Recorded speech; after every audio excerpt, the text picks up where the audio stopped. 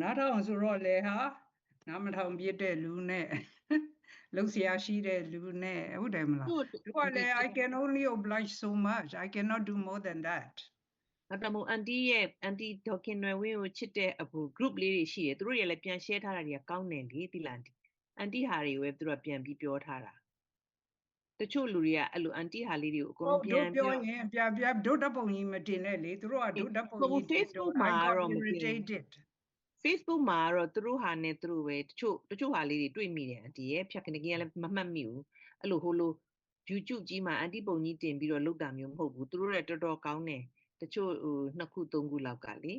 အဲ့လိုမျိုးလေးဆိုဘူးတုတတကိတကယ်ချင်းနေလဲမနာအန်တီဟာနားမထောင်လိုက်ရပြီမယ်အဲ့ဒီ page မှာတော့ပြန်ဖတ်ကြည့်လိုက်တော့တဲ့အဲ့ဒါသူတို့တစုတစည်းလုပ်ထားတာပေါ့လေအန်တီရဲ့သိလား which is good လေအန်တီရဲ့သိလားသူတို့ education တော့ရတာပေါ့အဲ့လိုမျိုးဆိုလို့ရှိရင်အဲ့ဒီ education တွေကိုလည်းဖတ်လေမဖတ်ဘဲနဲ့ကြလို့ဟုတ်တယ်ဖတ်ကြပါလို့အဲ့ဒါပြောပြချင်တာဒေါခင်နယ်ဝင်းကိုချစ်တော့အဖွဲ့တွေပါရှိတယ်ယုံကြည်တဲ့အဖွဲ့တို့ပါတော့အဲ့ဒါမျိုးလေးတွေရှာပြီးတော့အဲ့မှာနေ့စဉ်တက်ဖတ်ဒီမှာဆိုလဲဆရာမကြီးရဲ့ဟာကိုနေ့တိုင်းဖတ်ပြီး note down လေးလုပ်ထားပြီးတက်လာပြီးစကားမပြောနဲ့ microphone ကိုပိတ်ပါလေးစားတော့အဖြစ်ကျမကြီး29ဖြစ်သွားပြီအန်တီ929 okay အစအနားထောင်လို့ရအောင်နည်းနည်းစောင့်နာလူကတော့600ကျော်နေပြီသိရမလား maybe သူတို့တွေသိနားမထောင်ရင်လဲ we can reduce it from 1000 right now I'm keeping it 1000နော်ဒါပေမဲ့လို့လေ1000မပြည့်ဘူးဆိုတော့ we can lower it down မိုးတွေရွာနေတယ်အန်တီမိုးတချို့ကကြောက်လဲတက်လို့မရလို့အန်တီရဲ့ဗမာပြည်ကတချို့ကတနာစရာကောင်းတာတက်လို့မရဘူးလဲနေအဲ့လို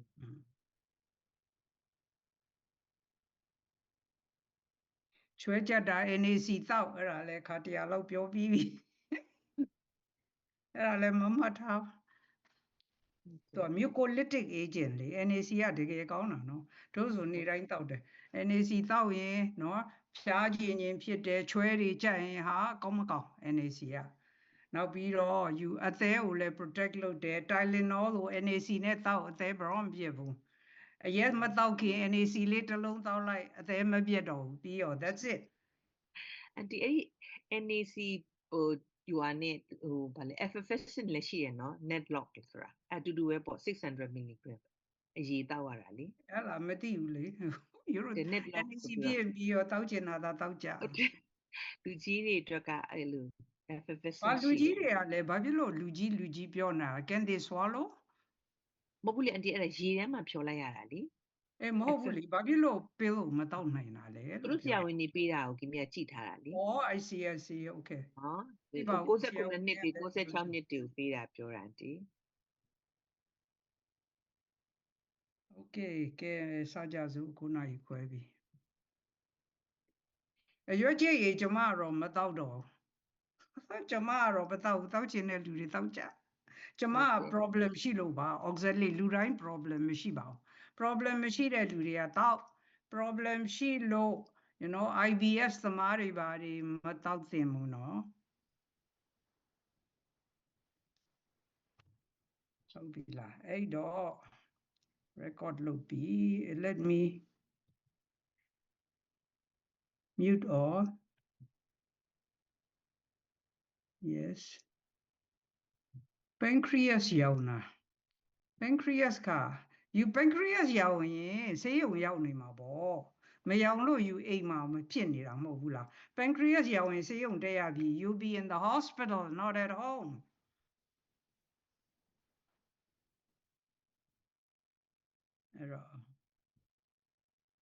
Recording in progress. All right. ဒီနေ့ကဘာအကြောင်းပြောမလဲဆိုတော့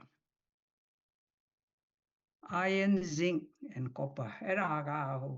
မိတ်ဆွေတယောက်ကဟိုပေါ့နော် request လုပ်တာဒါပေမဲ့ပြန်စဉ်းစားတော့အဲ့ဒါလည်းအရေးကြီးတာပဲအဲ့ဒါကြောင့်လေ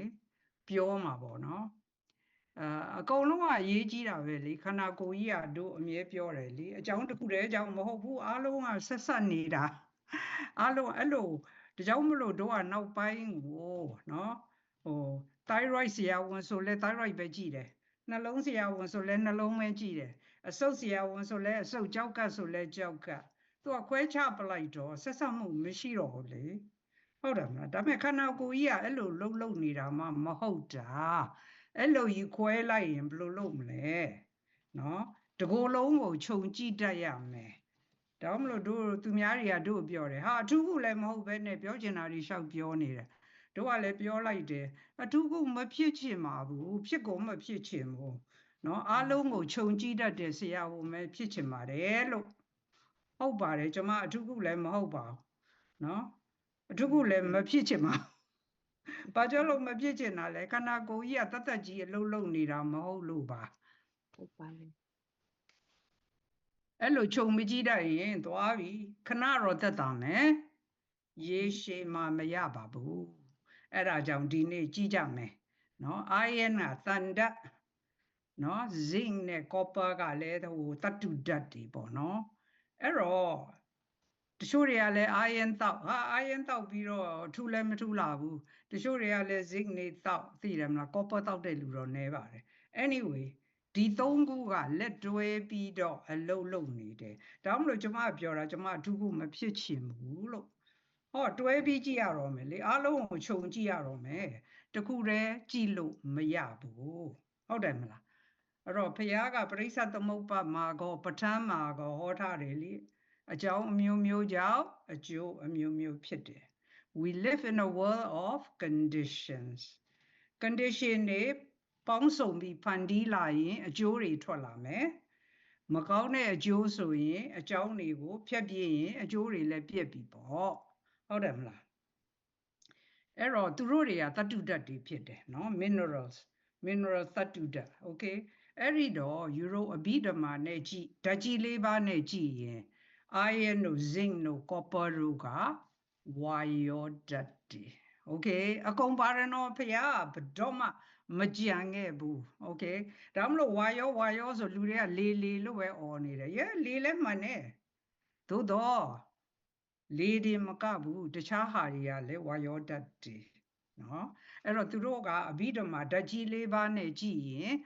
ဝါယောဓာတ်တွေ why I'll explain အဲ့တော့သူတို့ကအပြင်မှာကြတော့နော်ခန္ဓာကိုယ်ထဲကိုမရောက်ခင်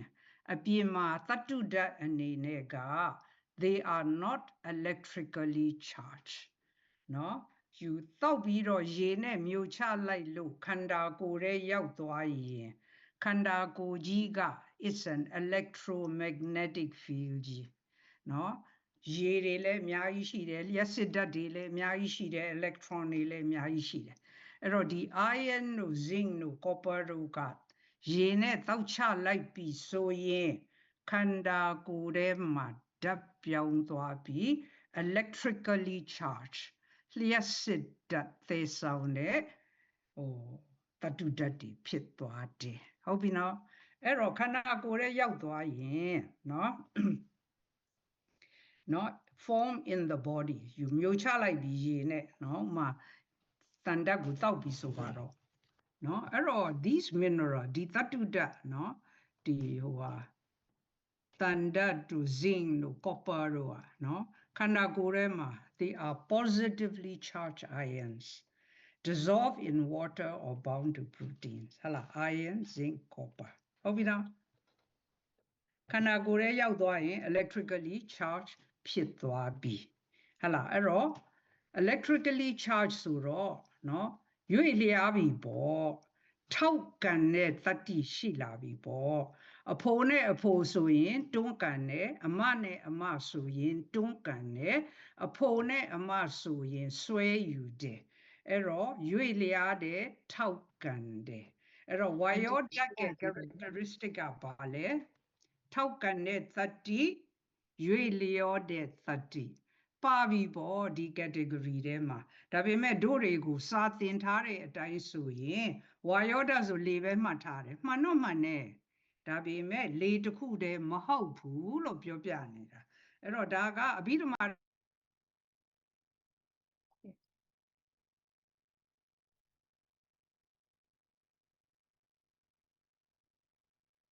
အန်တီတပိတ်သွားနော်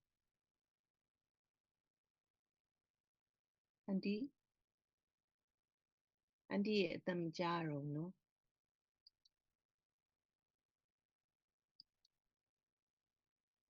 Auntie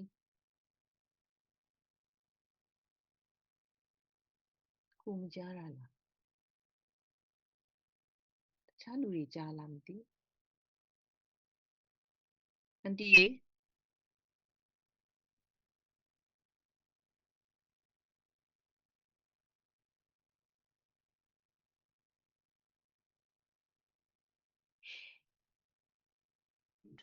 โอเคကြားပြီလား ကြားပါပြီ Auntie Auntie screen မ share ရသေးဘူးနော် အေးဟုတ်တယ် screen share အဲ့တော့နားထောင်တော့သိတယ်မလားဒီမှာအဘိဓမ္မာသမားတွေလည်းပါမှာပဲဟာဆရာမအဘိဓမ္မာထဲမှာမပါဘူးလားမပြောနဲ့အဘိဓမ္မာရဲ့ definition အတိုင်းကိုသွားနေတာ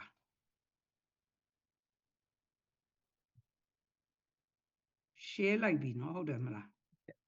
ဟုတ်ပြီခဏနေ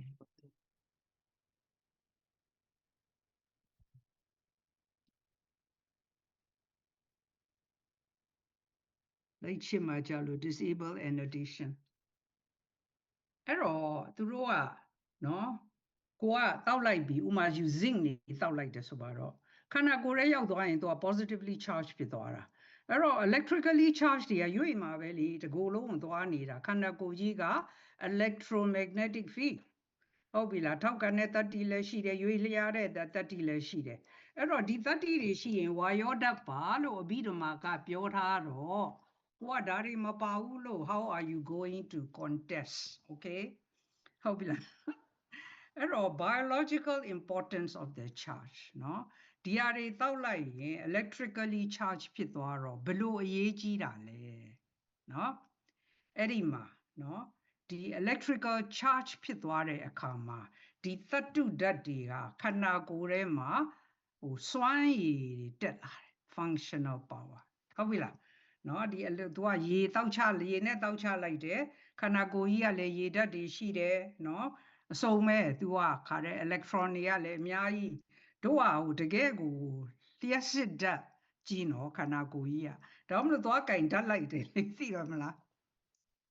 အဲ့ဒီမှာသူတို့က electrically charge ဖြစ်သွားတဲ့အခါမှာသူတို့ရဲ့ functional power စွမ်းရည်တတ္တိတွေတက်လာတယ် okay အစတော့ကဘာမှမရှိဘူးသူ့ဘာသူအပြင်မှာနေတော့ကမြို့လဲမြို့ချလိုက်ကောခန္ဓာကိုယ်ထဲမှာ electrically charge ဖြစ်သွားတဲ့အခါမှာ functional power တွေတက်လာတယ် okay အဲ့တော့သူတို့ကဘာတွေလုပ်တယ်လဲ cellular signaling เนาะကလစီတွေကိုအလုံးလုံးဖို့เนาะအချက်ပြတယ်เนาะဟာလား push and pull ပေါ့ positive charge တွေ့တယ်မလား electrically charge ဖြစ်သွားတော့လျှက်စစ်ဓာတ်ရောက်လာတဲ့အခါမှာเนาะထောက်ကန်တယ်တွန်းကန်တယ်ရွေ့လျားတယ်လာပြီလေဟုတ်ပြီလားစပြီးဖြစ်တာအဲ့ဒါဝါယောဓာတ်မဟုတ်လို့ဘာကြီးလဲဟုတ်တယ်မလားအဲ့တော့သိတယ်မလား definition တွေကိုကြည့်လေဖះကတော့အဲ့လိုကြီးတော့တေးသေးချာချာကြီးမဟောခဲ့ဘူးပေါ့နော် maybe နတ်ပြည်မှာဟောရင်ဟောမယ်လေလူပြည်မှာအဲ့လိုမဟောခဲ့ဘူး okay လူပြည်ကတို့တွေကမကျင်းမကျဲအရှင်သာရိပုတ္တရာနော်ယဟန်900ကိုပြန်ပြီးတော့လက်ထောက်ချတာတွေကိုတို့ကအခုသင်နေရတာ okay နတ်ပြည်မှာအကျယ်ဟောတယ် maybe နတ်ပြည်မှာဒါတွေဟောရင်ဟောမယ် who knows no one knows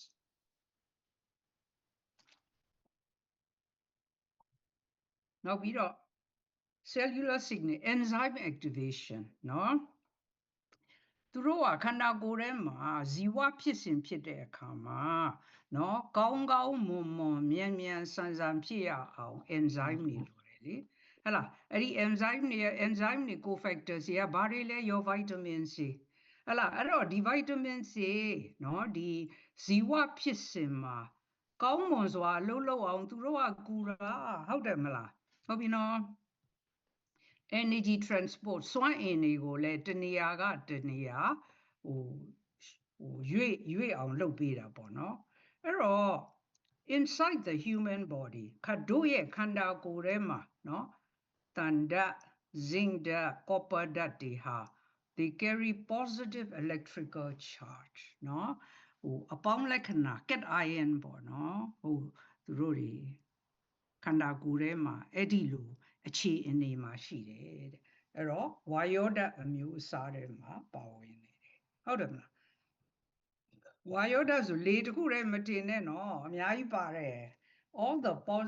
electrically charged particles တွေကဝါရောဓာတ်ပဲနော်မဟုတ်ဘူးလို့တော့လာမငင်းနဲ့သူ့ရဲ့ definition အတိုင်းကိုပြောတာအဲ့တော့ခန္ဓာကိုယ်မှစုပ်ယူပုံဟုတ်ပြီကိုကတောက်ချလိုက်ပြီးရေနဲ့နော်အဲ့တော့ခန္ဓာကိုယ်ထဲမှာ तू ကဥကနေဘယ်လိုစုပ်ယူတယ်လဲနော် The electrical charges of these minerals directly dictate how your body absorbs them ဟုတ်ပြီလားအဲ့တော့ပြောပြမယ်အဲ့တော့ you ကzinc ရယ် copper ရယ် iron ဒီသုံးခုကသူတို့ကိုစုပ်ယူတဲ့လမ်းကအတူတူပဲ they have the exact same cellular doorway in your intestine ဟလာသူတို့ကိုတနေရာတဲ့စုပ်ယူတဲ့နေရာကတူတယ်နော်စုပ်ယူတဲ့ channel ကလည်းအတူတူပဲဒီသုံးခုကနော်ခန္ဓာကိုတောက်ချလိုက်ပြီအဲ့ဒါ you iron လည်းတောက်လိုက်တယ် zinc လည်းတောက်လိုက်တယ် copper လည်းတောက်လိုက်တယ်တောက်လိုက်တဲ့အခါမှာစုပ်ယူတဲ့လမ်းစဉ်ကအတူတူပဲအဲ့တော့အတူတူပဲဖြစ်နေတော့သူတို့ကတစ်ခုနဲ့တစ်ခုနော်စုပ်ယူအားကောင်းဖို့ပြိုင်ရပြီလေ compete လုပ်ကြပြီဟုတ်လားနော်အဲ့တော့အကယ်၍သာနော်ကိုက supplement တွေတောက်နေတယ်တို့တွေပေါ့နော်တောက်နေတဲ့အခါမှာတဲ့နော်zinc ကိုအများကြီးတောက်လိုက်တယ်ဆိုပါတော့နော်အရင်တော့ကတို့လည်းသိမ့်မသိခင်တော့ကယူရိုကို50 mg တောက်ခိုင်းတယ်အဲ့ဒါကများတယ်တေချာနားထောင်ကြတော့နောက်လာမမင်းနဲ့နော်အခုမှတို့လည်းသဘောပို့ပြီးတော့သိလာတာပေါ့နော် physiology ကိုဖတ်ကြည့်တော့နော်အဲ့တော့ zinc က50ကများတယ် okay you can either reduce it to 30 or even 15လောက်နေ့တိုင်းတောက်မယ်ဆိုရင်15 mg 15 milligram မှတ်ထားနော်နောက်ပြန်မမေးနဲ့နော်ပြောထားပြီးပြီနော် zinc က15 mg လောက်ဆိုရတယ်ဒါပေမဲ့ကိုကအများကြီးက short term တောက်လို့တော့ဘာမှဖြစ်ဘူးဟလာတအားနေမကောင်းဖြစ်လို့ဟလာ flu season တို့ covid တို့မှာနော်50 mg ကို short term တောက်ရင်အကြောင်းမဟုတ်ဘူးဒါပေမဲ့နော်ခန္ဓာကိုယ်ရဲ့ခုခံအားကောင်းနေရအောင်ရေရှည်တောက်မယ်ဆိုရင်50 mg မှများတယ်နားထောင်တော့တေချာပြောပြမယ်အဲ့တော့ဘာကြောင့်များလဲလို့ဆိုရင်ဒီမှာရှင်းပြပြီနော်အများကြီးတောက်ရင် zinc ကိုအများကြီးတောက်ရင်နော်ဒီစောစောကပြောတယ်မလား zinc ရယ် copper ရယ် iron ရယ်စုပ်ယူတဲ့နေရာကလမ်းကအတူတူပဲအတူတူပဲဆိုတော့တခုတည်းကိုအများကြီးတောက်ချလိုက်ရင်ကျန်တဲ့နော်iron တို့ copper တို့ကဝင်စရာနေရာလျော့သွားတာပေါ့နော်ဟုတ်တယ်မလားအဲ့တော့ zinc အများကြီးတောက်လိုက်လို့ရှိရင် iron နဲ့ copper ကနော်အဲ့ဒီ channel စုပ်ယူတဲ့ channel ကတူနေတဲ့အတွက်ကြောင့် zinc တွေအများကြီးတောက်လိုက်ရင်သူတို့ရဲ့စုပ်ယူအားကလျော့သွားတာပေါ့နော် iron တို့ copper တို့အဲ့တော့ယူတို့ရေရှည်မှာ zinc တွေအများကြီးတောက်ရင် iron နဲ့ copper ခန္ဓာကိုယ်ထဲမှာတဖြည်းဖြည်းနဲ့လျော့ကျလာနိုင်တဲ့လမ်းရှိတယ်ပေါ့နော်အဲ့ဒါပြောတာဟုတ်ပြီလားအဲ့တော့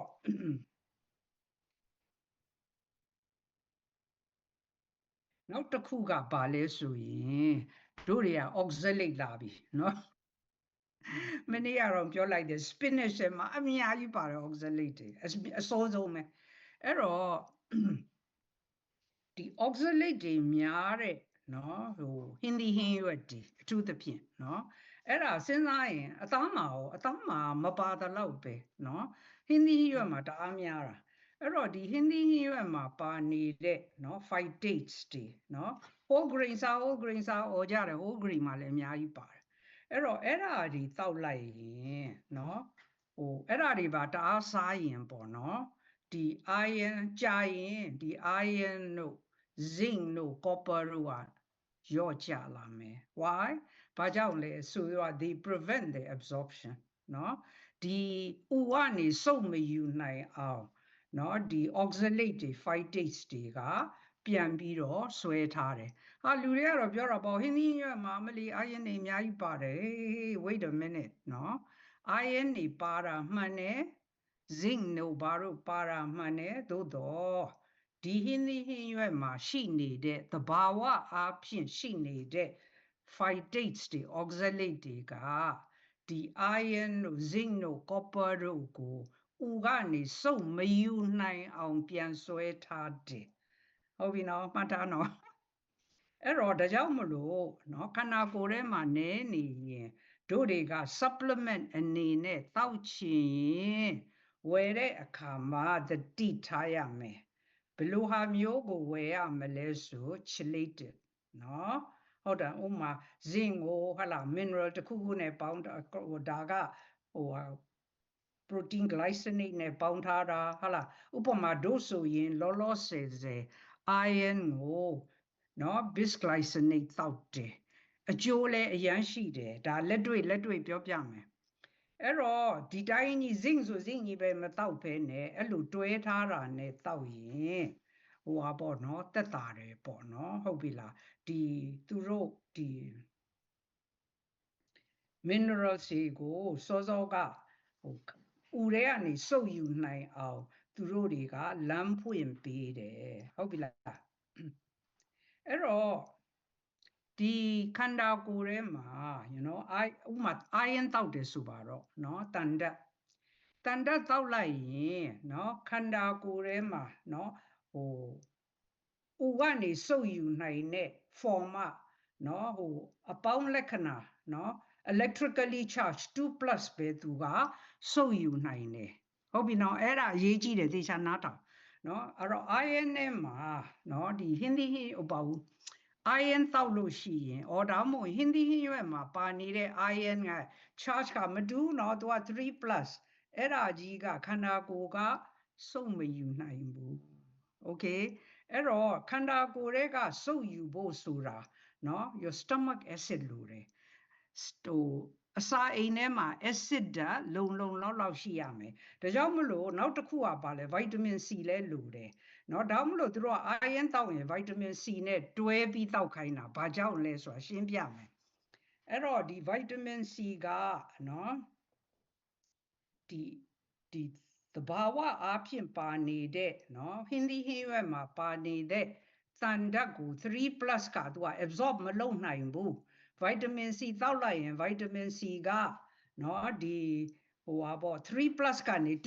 ကိုပြောင်းပေးလိုက်တယ်အဲ့ဒီအခါမှာဥကနေစုပ်ယူအားရှိတယ်တွေ့တယ်မလားအဲ့တော့ဒါကြောင့်မလို့ iron တောက်ရင်เนาะ stomach acid ကလည်းကောင်းနေရမယ်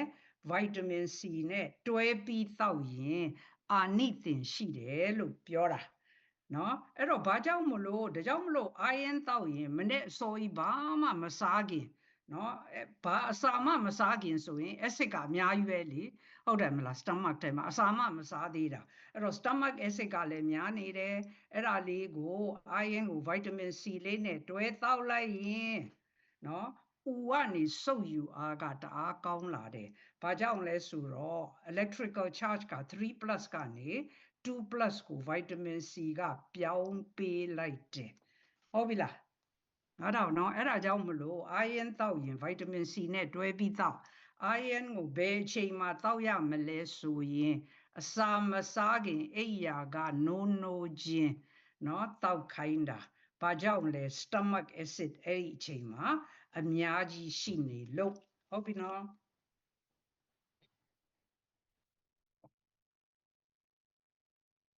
အဲ့တော့လက်တွေ့အားဖြင့်ဘယ်လိုလုပ်ကြမလဲ practical takeaways เนาะအဲ့တော့အစာစားပြီးရင်เนาะနောက်ပြီးတော့ तू ကပြောတာက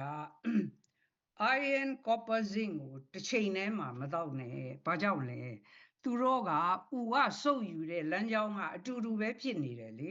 အတူတူဖြစ်နေတော့ they have to compete ပြိုင်ရတော့မယ်ဘသူကစုပ်အားကောင်းမြန်စုပ်မလဲဆိုတာအဲ့တော့ခြားပြီးတော့ပါเนาะ iron တောက်ရင် zinc နဲ့ပြိုင်တူမတော့နဲ့ copper နဲ့ပြိုင်တူမတော့နဲ့ဟုတ်ပြီလားနောက်ပြီးတော့ဟိုဝယ်ရင်လဲ iron ကိုเนาะchelated ပေါ့เนาะ either ferrous glycinate or chelate or citrate အဲ့လိုပေါ့เนาะဟိုတောက်ပါ vitamin C နဲ့တွဲပြီးတောက်ပါဟုတ်လား pair your iron supplement or iron rich meal with vitamin C to fix the electrical charge for maximum absorption ဟုတ်ပြီလားအဲ့တော့လူတွေကပြောတယ်ပေါ့နော်ဟင်းသီးဟင်းရွက်စားရင်လည်းအာယန်ရတာပဲမှန်တယ်လေမှန်တယ်နော်ဟင်းသီးဟင်းရွက်မှာအာယန်ပါတယ်ဒါပေမဲ့သူ့စီမှာပါနေတဲ့အာယန်ရဲ့30က electrical charge က3ခုဖြစ်နေတယ်3ခုဆိုရင်ဥကနေမစုပ်နိုင်ဘူးဟုတ်လားအဲ့တော့ဥကနေစုပ်ယူနိုင်အောင်you know electrically charged 3ခုကနေ2ခုကိုပြောင်းရတယ်ဘယ်သူကပြောင်းပေးတာလဲ vitamin C ကပြောင်းပေးတာဟုတ်ပြီနော်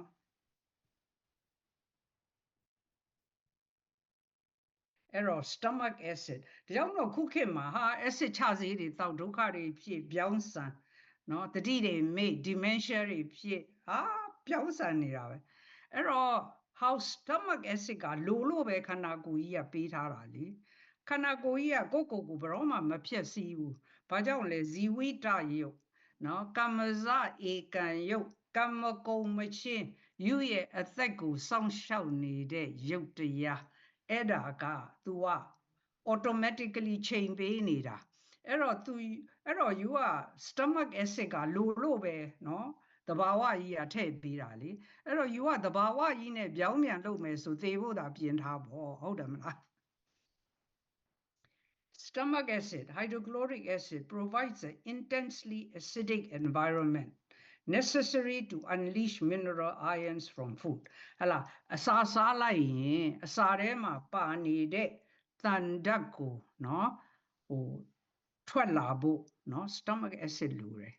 အဲ့တော့ stomach acid မရှိဘူးဆိုသွားပြီသိတယ်မလားပြဿနာတက်ပြီဟလာအဲ့တော့ဒီ whole food အစာစားတဲ့အစာတွေကို stomach acid ကနေပြီးတော့ acid နဲ့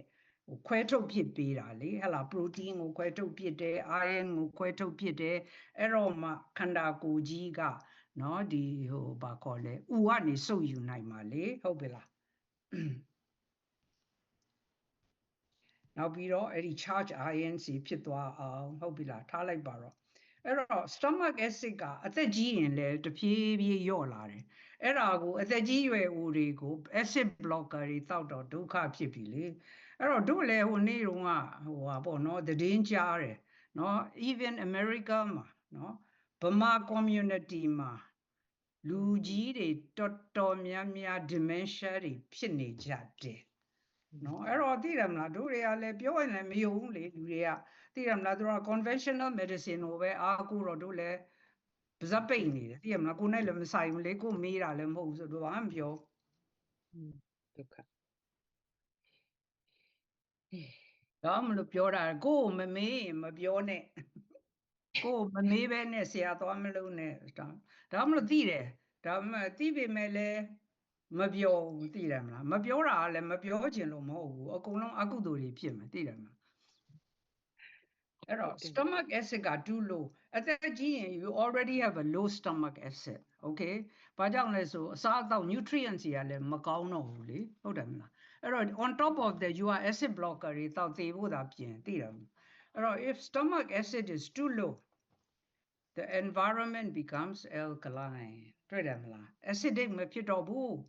အဲ့ဒီအချိန်မှာဟိုပါပေါ့နော်ခန္ဓာကိုယ်ကြီးကလိုအပ်တဲ့နော် protein တို့ iron တို့ zinc တို့ copper တို့ကိုစုပ်မယူနိုင်တော့ဘူးဟာစားတာပဲဟိုကလည်းစားတယ်ဒီကလည်းစားတယ်မရဘူးဘယ်ရမလဲအဲ့လိုကြီးဖြစ်နေတာကိုဟုတ်ပြီလားအဲ့တော့တွေ့လား protopump problem people taking acid reducing medication နော် acid blocker တွေတောက်နေရင်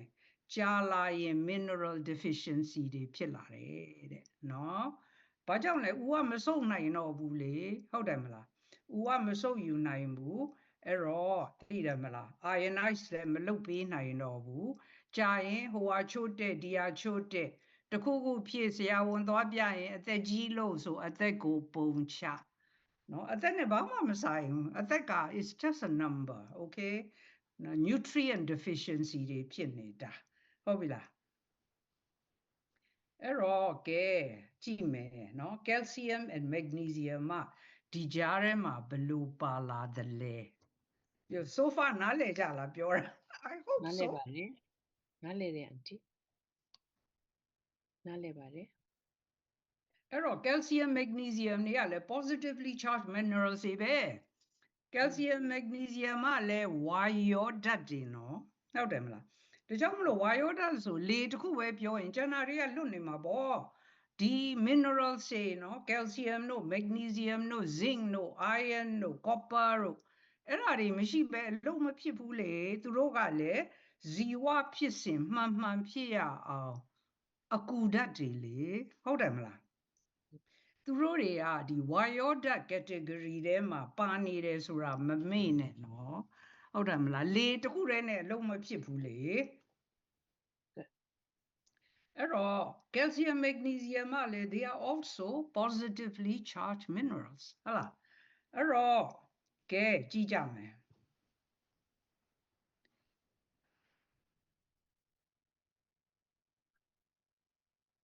အဲ့တော့ calcium နဲ့ magnesium နဲ့တချို့တွေကနင်းကန်တောက်တယ်တချို့တွေကလည်းဟာအယိုးတွေပါတယ်ဆိုဆရာဝန်တွေကနင်းကန်တီးတာတော့ဒီ calcium တွေကို1000-2000 milligram နေတောက်ခိုင်းတာအဲ့ဒါလည်းပြဿနာပဲเนาะအဲ့တော့ calcium နဲ့နင်းကန်တောက်ရင်ဘာဖြစ်မလဲ it slows down the absorption of iron and zinc တွေ့လား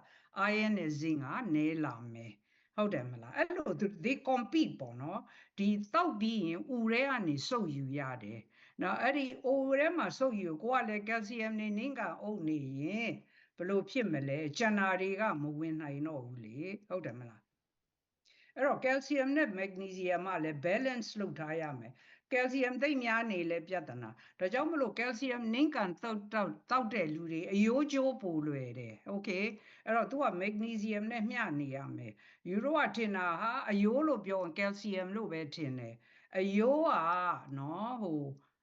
minerals တွေသတ္တုဓာတ်အမျိုးစုံနဲ့တိဆောက်ထားတာ calcium တစ်မျိုးတည်းမဟုတ်ဘူးအဲ့တော့ you calcium နဲ့နင်းကန်တောက်ရင်ကျန်တာတွေကနည်းကုန်တယ်လေ magnesium လည်းနည်းမယ် zinc လည်းနည်းမယ် copper သိတယ်မလားအများကြီးလိုတာအဲ့တော့ဟို calcium နေသိပ်များပြီးတခြား minerals တွေနည်းရင်ဒီအယိုးကဆက်နေမယ်လေသိတယ်မလားဟိုအင်္ဂတေတွေများပြီး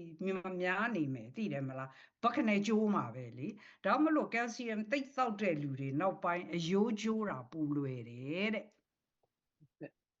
balance ဖြစ်နေရမယ် okay 2:1 ratio okay အဲ့တော့ balance ဖြစ်အောင်ဘယ်လိုလုပ်ကြမလဲ quick tips for a balanced routine အဲ့တော့နောက်တစ်ခုကเนาะဒီဟိုဒီ minerals တွေကဥကနေစုပ်ယူတဲ့အခါမှာเนาะတစ်ခုနဲ့တစ်ခုကဟို channel ကြီးက block မဖြစ်နေရအောင်အချိန်ခွဲပြီးတောက်เนาะ calcium နဲ့ magnesium ကိုလည်းဗျိုင်းတူမတောက်နဲ့เนาะအချိန်လေးခွဲလိုက်เนาะ zinc ကိုလည်းအချိန်လေးခွဲလိုက်เนาะအချိန်ခွဲပြီးတောက်ရင်ဥကနေစုပ်ယူအားကပိုပြီးတော့ကောင်းတယ်ဟလာ take it at a different meal than your iron or zinc supplement ဟုတ်ပြီလား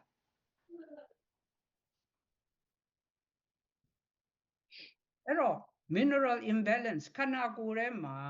သတ္တုဓာတ်တွေနည်းလာပြီဆိုရင်ဘာလက္ခဏာတွေပြတတ်သလဲဟုတ်ပြီလားအဲ့တော့သိပ်များရင်လည်းမကောင်းဘူးသိပ်နည်းရင်လည်းမကောင်းဘူး balance ဖြစ်နေရမယ်အဲ့တော့တခါလေကြာရင်เนาะတို့တွေလည်းဖြစ်တတ်တာပေါ့เนาะ zinc တွေကိုရေရှည်မှာအများကြီးတောက်ရင် copper ကနည်းလာမယ်လေဘာကြောင့်လဲသူတို့ကိုဥကစုပ်ယူတဲ့လမ်းကြောင်းကအတူတူပဲအဲ့တော့ zinc နေအများကြီးတောက်ရင် automatically copper ကိုစုပ်ယူနိုင်အားကနည်းသွားမယ်အထူးသဖြင့်ဟိုပါပေါ့တစ်ချိန်ထဲမှာတောက်ရင်ဟုတ်လားအဲ့တော့ဟိုပါပေါ့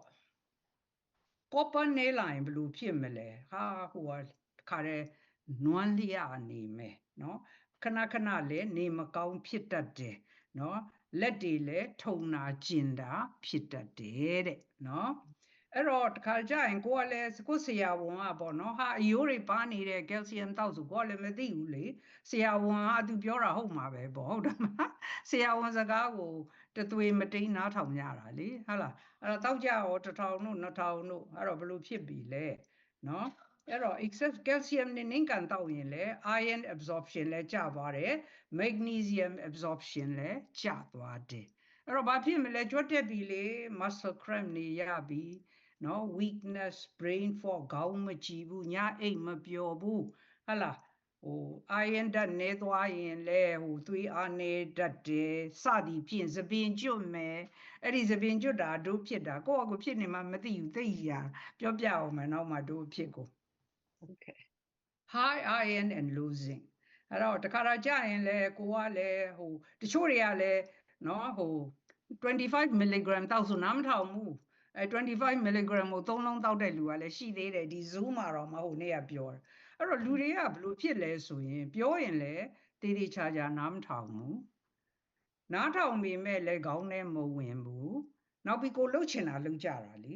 လှုပ်ချင်တာပြဿနာတွေတက်တော့អော်ကြတယ်လေဟာဆရာမကြီးဘာဖြစ်တယ်ညာဖြစ်တယ်ကိုလှုပ်တာဟုတ်မှမဟုတ်တာနော်အဲ့တော့ iron တွေကိုနင်းကန်တောက်ရင်လဲ zinc ကမဝင်နိုင်တော့ဘူးပြောတယ်လေ iron ရယ် zinc ရယ် copper တွေကဦးကစုပ်ယူလမ်းကြောင်းကအတူတူပဲ they have to compete ဟုတ်တယ်မလားအဲ့တော့ဒါကြောင့်မလို့နော် zinc ကနည်းလာရင်အနာတွေဘာတွေကျက်တာလဲနှေးလာမယ်နော် high iron တခါကြာရင်လဲ loss of taste and smell ရတတ်တယ်ဟုတ်ပြီလားအဲ့တော့ coffee နဲ့ tea ကြတော့တချို့တွေကြတော့လေအဲ့ဒီဒီဟာတွေတောက်ရင် coffee tea နဲ့တောက်တယ်နော် your morning brew coffee ဟာတို့ဆိုလဲအိယာထား coffee လေးတစ်ခွက်နဲ့ပေါ့နော်အခုဆိုတို့ကferritin နဲ့နေလို့အိယာနိုချင်း iron နဲ့ vitamin C ကိုတောက်ချလိုက်တယ်ဘာမှမစားခင်နော်ဘာမှမစားခင်တို့ကတော့အနည်းဆုံးတစ်နာရီခွဲလောက်ချားပြီးတော့ coffee ကိုတောက်တယ်အဲ့ဒီ coffee မှာဘာပါလဲ tannins and polyphenols တွေပါတယ်နော်အဲ့တော့ when you drink coffee or tea with a meal နော် the tannins instantly bind သွားပြီးတော့ပေါင်းလိုက်တယ်ဒီ coffee ထဲမှာပါတဲ့ဒီဓာတ်က iron zinc နဲ့ calcium နဲ့ပေါင်းပြီးတော့ဖြစ်တာပေါ့နော်စုပ်ယူအားကျသွားတယ်အဲ့တော့ဒါတွေကိုတောက်မယ်ဆိုရင် coffee ကိုနည်းနည်းချိန်ချပြီးတော့မှတောက်နော် coffee နဲ့သွားမတောက်နဲ့ဟုတ်လားအဲ့တော့ဘာဖြစ်လို့လဲဆိုတော့ပြောရတာလေခုခေတ်မှာလေ supplement တွေကလည်းဈေးကြီးတယ်သိတယ်မလားCOVID နောက်ပိုင်းမှာဈေးတွေကတအားတက်တယ်တအားတက်တဲ့အခါမှာကိုကလည်းဈေးကြီးပေးဝယ်ထားတယ်နော်ဈေးကြီးပေးဝယ်ထားပြီးတော့ကိုတောက်တဲ့အချိန်ကမှားနေရင်နော်တောက်တယ်နော်ဝန်းထဲကနေထွက်သွားရင်နှမျောစရာကြီးနော်ပစံအဲ့တော့တို့လည်းနောက်ပိုင်းပေါ့နော်သိလာတဲ့အခါမှာနည်းနည်းစင်ကျင်တာပေါ့နော်အဲ့တော့60-minute rule coffee and tea can reduce iron absorption မှာတွေ့လား60 to 90% အောင် prevent လုပ်တာနော်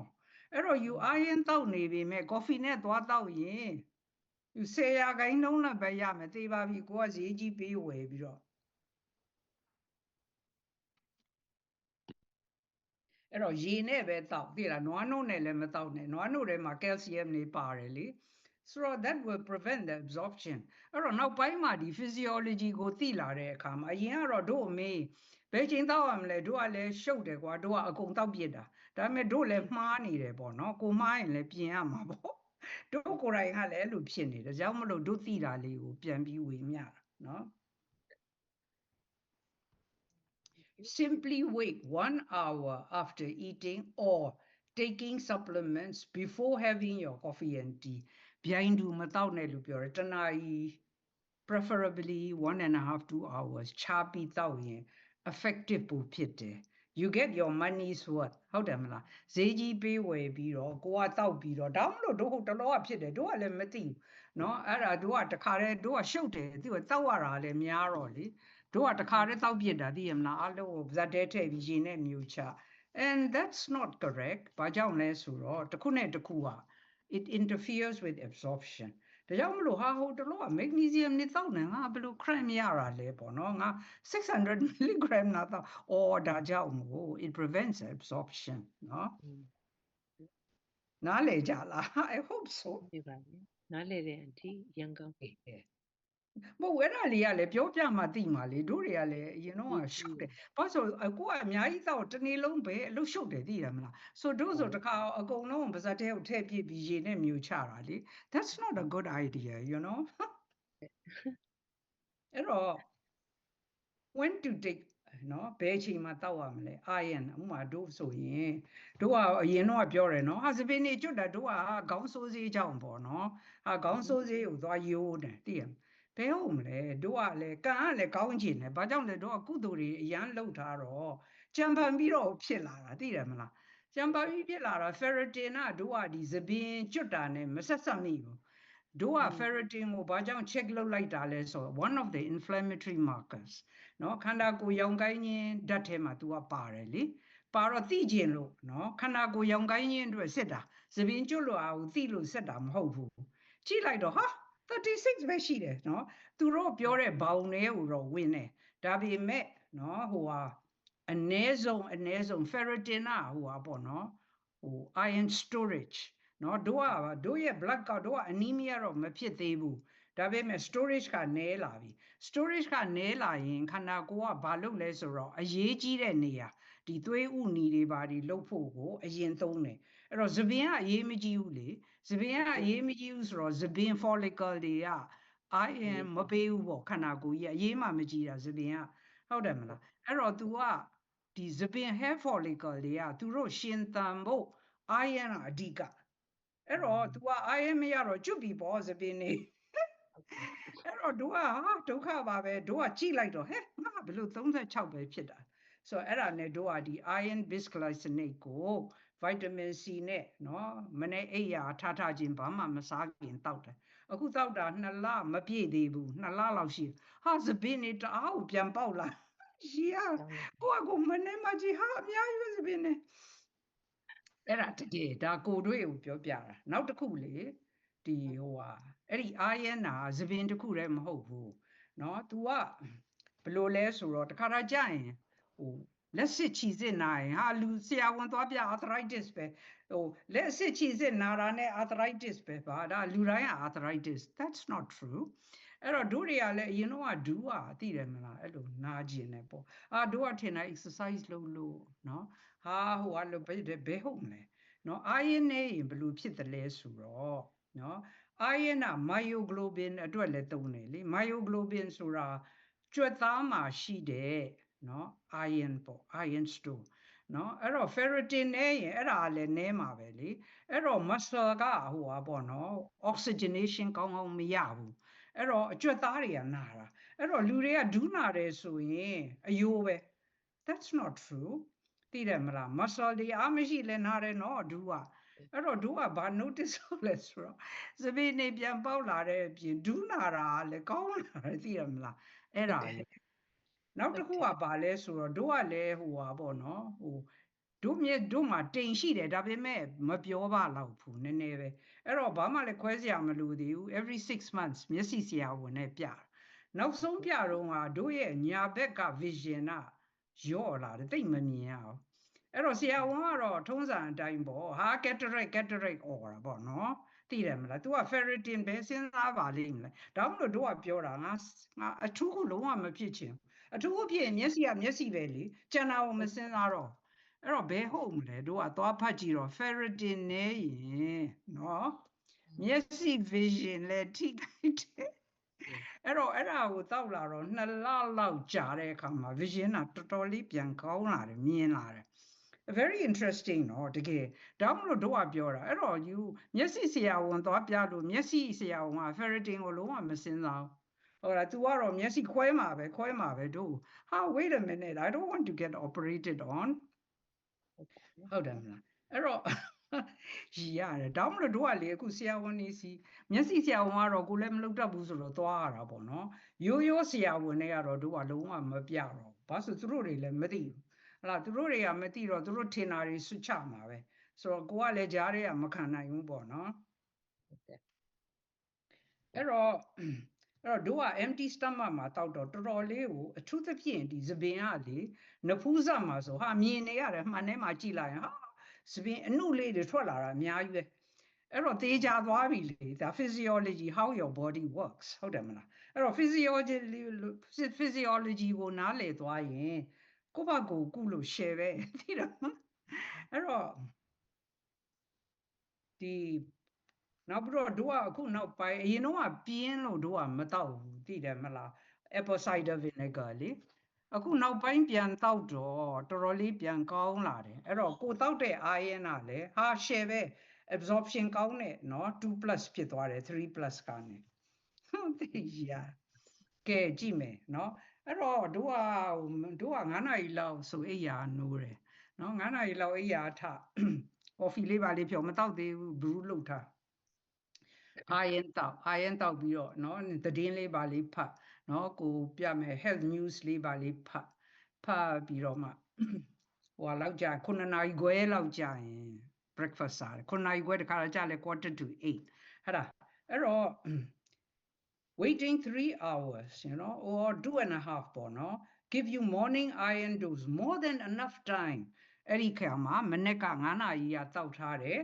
iron absorb ဖြစ်သွားပြီလေဟုတ်လားအဲ့တော့ coffee ပဲတောက်ဘာပဲစားဟုတ်တယ်မလား interfere မဖြစ်တော့ဘူးဒါကြောင့်မလို့သိလားတို့ဒူးကလည်းနာတာအရန်တက်တာလာတယ်စပင်းနေလည်းပြန်ပေါက်လာတယ်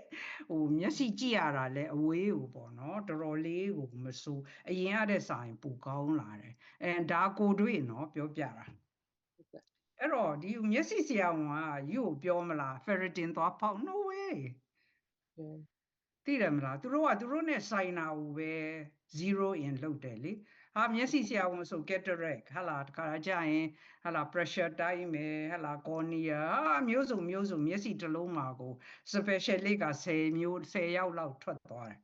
ဒါပေမဲ့အဓိကကြီးက ferritin ကြီးအဲ့ဒါကိုဘယ်စဉ်းစားလိမ့်မလဲအဲ့တော့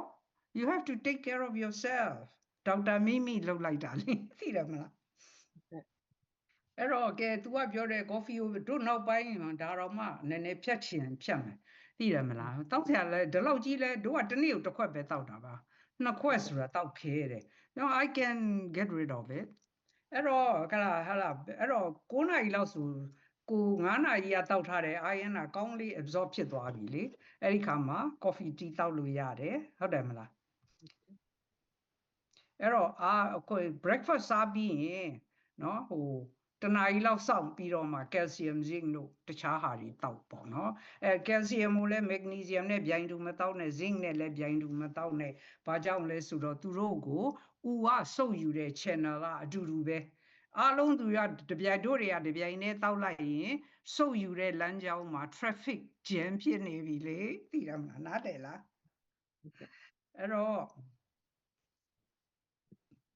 တောက်ရမှာပါလေ iron နဲ့ vitamin C ကို empty stomach ဘာကြောင့်လဲအဲ့ဒီချိန်မှာဘာမှမစားသေးတဲ့အတွက်ကြောင့်မို့လို့ stomach acid ကအများကြီးပဲလေရှယ်ပဲအရန်ကောင်းနော်ပြီးတော့မှအချိန်ချပြီးတော့ breakfast စားပြီးတော့မှ coffee ကိုတောက်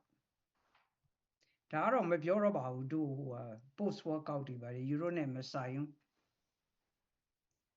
magnesium တောက်ဖို့အချိန်အကောင်းဆုံးကတော့အိယာမဝင်ခင်တို့ကတော့မနေ့ပိုင်းလဲတောက်တယ်နော်မနေ့ပိုင်းကိုမဲလိတ်တောက်တယ်စွမ်းအင်အတွက် energy အတွက်ညပိုင်းကိုကောင်းကောင်းအိပ်လို့ရအောင် glycinate တောက်တယ်နော်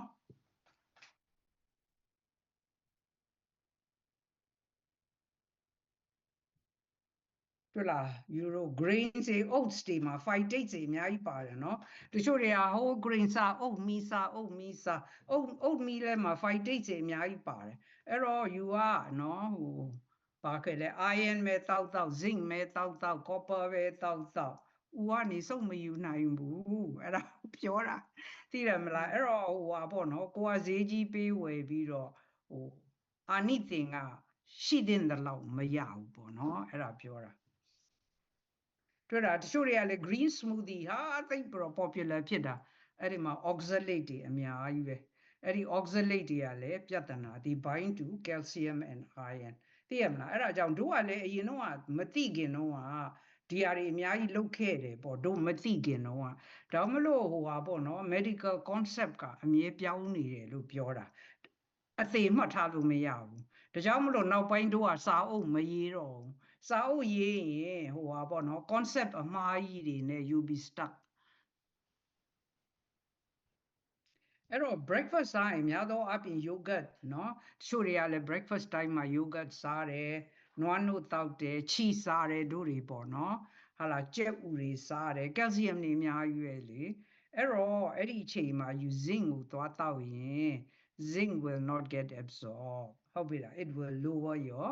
zinc absorption အဲ့တော့ you တို့မှတ်ထားတာမှာကနော် calcium များတဲ့အစာနဲ့iron တို့ zinc တို့ copper တို့နဲ့ behind to မတောက်ကြနဲ့လို့ပြောတာအဲ့ဒါကြောင့်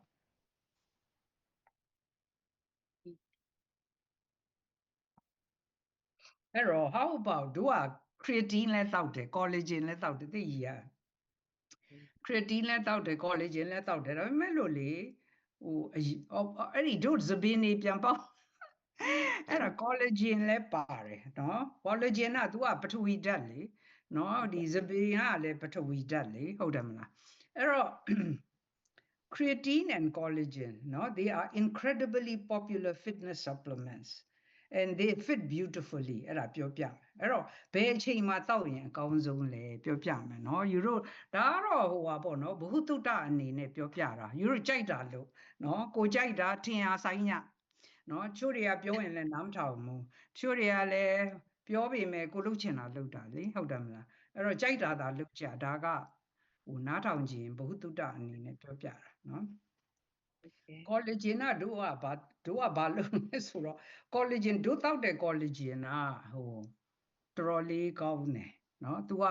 ရှိသမျှ type တွေအကုန်ပါတယ်เนาะ sodium လေးလည်းပါတယ် sodium က it will and sorry creatine မှာပါလို့အဲ့တော့တို့ကဒီ collagen ကအကုန်ပါတယ်เนาะ type 1 type 2 type 3 type 4အကုန်ပါတယ်ဒါပေမဲ့နည်းနည်းညှီလားလို့တို့ကဒီတိုင်းရေနဲ့တောက်ရင်လေအဲ့တော့တို့ကဘယ်လိုလုပ်လဲဆိုတော့ coffee ထဲမှာ collagen နဲ့ creatine ကိုထည့်ဖြော်ပြီးတောက်ချလိုက်တယ်တောက်ချလိုက်တော့ဘာရတာမှမရှိဘူး coffee ရတာပဲလေအဲ့တော့ collagen လည်းဝင်သွားတယ် creatine လည်းဝင်သွားတယ်အဲ့တော့ तू ကပြောတာဘာပြောလဲဆိုရင် collagen ကမနဲ့စောစောတောက်တယ်เนาะ collagen consists of broken down amino acids ဟုတ်ပြီလားအဲ့တော့ collagen power ကိုဟာလားထည့်ပြီးတောက်အဲ့ဒီအချိန်မှာ you vitamin C ပါတောက်ရင်ပိုကောင်းတယ်เนาะအဲ့တော့ creatine ကြတော့တို့ကတခါတည်းတောက်လိုက်တယ်ကွာတို့ကလေသိရမလားတောက်တာတွေကများတော့လေအချိန်ခွဲတောက်နေတစ်ချိန်တစ်နေ့လုံးတောက်နေရမှာသိရောပေါ့အဲ့တော့တို့ကလည်းရှုပ်တယ်ဆိုတို့ကတော့အကုန်ချပစ်တာသိတယ်မလားဒါပေမဲ့ so far တော့ဘာပဲဖြစ်ဖြစ် is working မှာเนาะ creatine တောက်ပြီးရင်ဟာဝိမလို့လေကောင်းမကောင်းအားရှိသိရမလားပြန်လာရင်လည်းခေါင်းကလည်းကြီးနေနောက်ပိုင်းလေ तू က creatine က function ကဘယ်လိုလဲဆိုတော့ तू က ကလပ်စီစွမ်းအင် phosphate bond တွေထုတ်ပေးတာဟာတကယ်ကောင်းတာเนาะအဲ့တော့လူတွေကလေအသက်ကြီးလာရင်ဘာဖြစ်လို့တတိတွေမေ့တယ်လဲဆိုတော့အသက်ကြီးတဲ့လူကအသားမစားတော့ဘူးလေအသားကိုညှီတယ်เนาะနောက်ပြီးတော့မဝါနိုင်ဘူးသွားမကောင်းဘူးเนาะဂမ်စီလည်းမကောင်းဘူးပါဏာတိပါတာထိုက်မယ်စသည်ဖြင့်เนาะဟိုအရင်တော့ကပြောထားတာဟာ red meat စားရင် cancer ဖြစ်တယ် which is not true အဲ့တော့ဟိုအသက်ကြီးလာတော့အသားစားတာနည်းလာเนาะအသားစားတာနည်းတော့ creatine ကလည်းအသားမှာအများဆုံးပါသိတယ်မလားအဲ့တော့ creatine နည်းလာတော့အသက်ကြီးလာရင်ဘာဖြစ်လာလဲ you become frail เนาะအားမရှိเนาะအားမရှိတာကကျွတ်သားရင်အားမရှိရင်တော့ထားလိုက်ပါတော့ဟိုလူတွဲဒီလူတွဲလမ်းလျှောက်လို့ရတယ်အုံနောက်အားမရှိရင်သွားပြီလေအုံနောက်အားမရှိရင်တတိတွေမေ့ပြီเนาะ your routine တွေမလုံနိုင်တော့ဘူးအဲ့တော့နောက်ပိုင်းကိုသူတို့ကပြောတာဒီ creatine ကเนาะကျွတ်သားတွေမဟုတ်ဘူးเนาะကျွတ်သားဆိုနှလုံးကလည်းကျွတ်သားကြီးလေနှလုံးခုန်မှန်ရအောင်เนาะနောက်ပြီးတော့အုံနှောက်ကောင်းကောင်းအလုပ်လုပ်ရအောင်အုံနှောက်ကြည်နေရအောင်တတိမမိတ်နိုင်အောင်ဒါကြီးရ is the best ဟုတ်ပြီလားအဲ့တော့တို့ဝယ်တဲ့ creatine က sodium ပါတယ်ဘာကြောင့်လဲ sodium ကဘာကြောင့်လိုတာလဲဆိုတော့เนาะကလပ်စီးတဲ့ကို creatine ဝင်ရအောင် transporter လိုတယ် transporter ဆိုတာသယ်ယူပို့ဆောင်ရေးအဖွဲ့အဲ့တော့ creatine ကိုသယ်ယူပို့ဆောင်ရေးအဖွဲ့က sodium စားဓာတ်ဟုတ်ပြီလားအဲ့တော့စားဓာတ်နည်းနေရင် creatine ယူတောက်ပေးမယ်ကလပ်စီးတဲ့ကို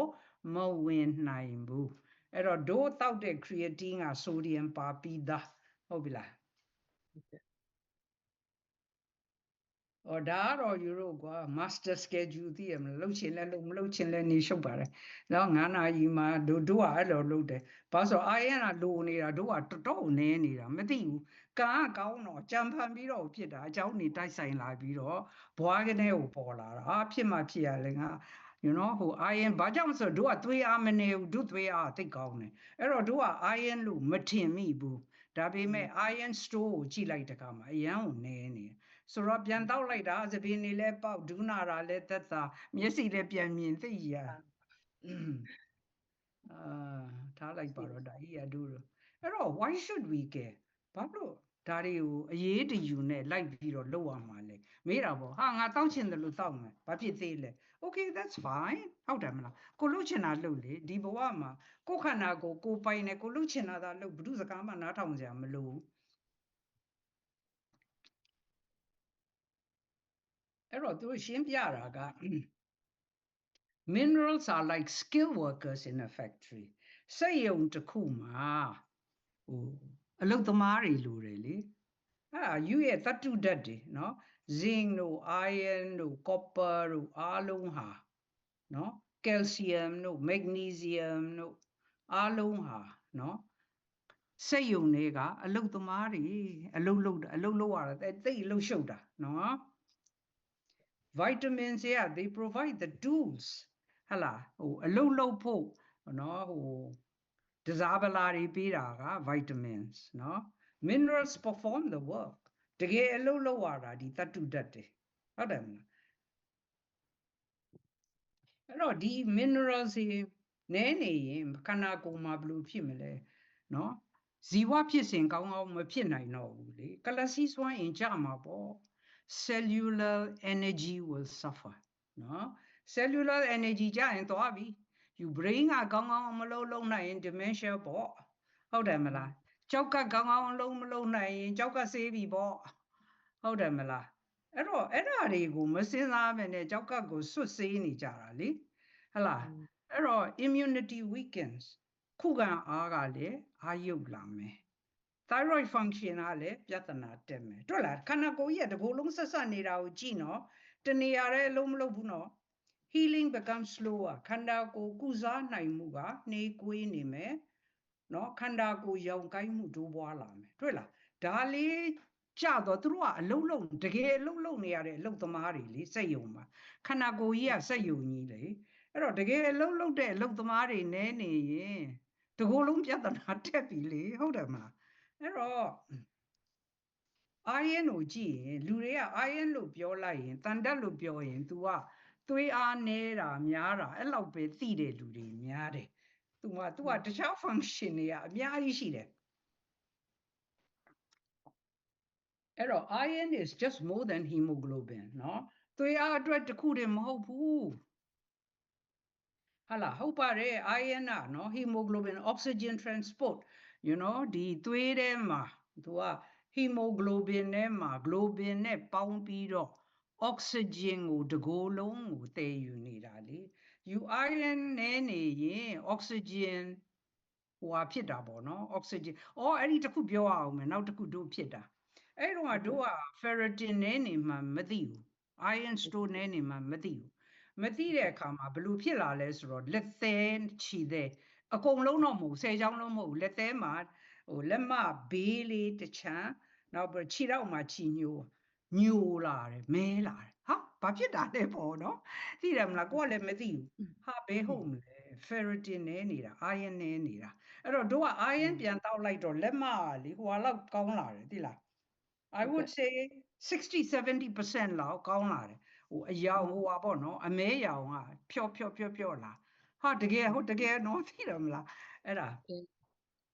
နောက်ပြီးတော့ခါတိုင်းလေဒီ iron လက်သေးကလည်းတခါတချို့နေရာတွေမှာခြိုက်နေတယ် spoon shape အဲ့ဒီလက်သေးခြိုက်နာတွေပါတယ်လဲလုံးဝကောင်းသွားတာသိလား iron တောက်လိုက်တာလေအဲ့တော့ဟာတကယ်နော်တဲ့တို့ကတကယ်လက်တွေ့အဲ့ဒါနော်နောက်ပြီးတော့ဒီ hemoglobin အောင်မကဘူးကြွက်သားတွေကလည်း oxygen လိုတယ်လေဟုတ်တယ်မလားကြွက်သားယူလမ်းလျှောက်ရမယ်လှုပ်ရမယ်ဟလာလက်တွေခြေတွေကလှုပ်နေတာလေအဲ့တော့ myoglobin ကလည်းနော်ဟိုကြွက်သားကလည်းဟို iron လိုတာပဲဟုတ်တယ်မလားဒါကြောင့်မလို့တို့ပြောတာ iron တောက်လိုက်တာကြွက်သားတွေကလေအားရှိပြီးဒူးနာတာသက်တာပါတယ်လို့ပြောနေတာအဲ့တော့ဒူးနာတယ်ဆိုလူတွေကအယိုးပဲ no နော်အယိုးတစ်ခုတည်းကိုကြည့်လို့မရဘူး muscle တွေအရွတ်တွေ muscle တွေအားမရှိဘူးနော် oxygen နဲ့နေလည်းနားတယ်နော်ဒူးနာတယ်နော်အဲ့ဒါပြောတာတို့ကလက်တွေ့အရင်တော့ exercise လုပ်ရင်ဟာဒူးကွေးရင်ဟာနာနေတယ်ဟာဘလို့ပါလိမ့်ဘဲဟုတ်မလဲသိတယ်မလား ferritin တောက်တော့ရမ်းကောင်းသွားတာနော်အကုန် ATP production brain function အဲ့ဒါလည်းအရေးကြီးတယ်လူကြီးတွေကလေdementia ဆိုရင်dementia ဆေးတွေတိုက် dementia ဆေးတွေကလည်း doesn't work နောက်ဆုံးကြတော့ပက်လက်လန်ပြီးအကုန်လုံးဒုက္ခဖြစ်ကြတာပဲလေဟုတ်တယ်မလားဘယ်သူမှလည်း B12 check မလုပ်ဘူးဘယ်သူမှလည်း ferritin check မလုပ်ဘူးရရတယ် anyway အဲ့ဒါပြောတာပေါ့အဲ့လိုကြီးဖြစ်နေတယ်တို့ရဲ့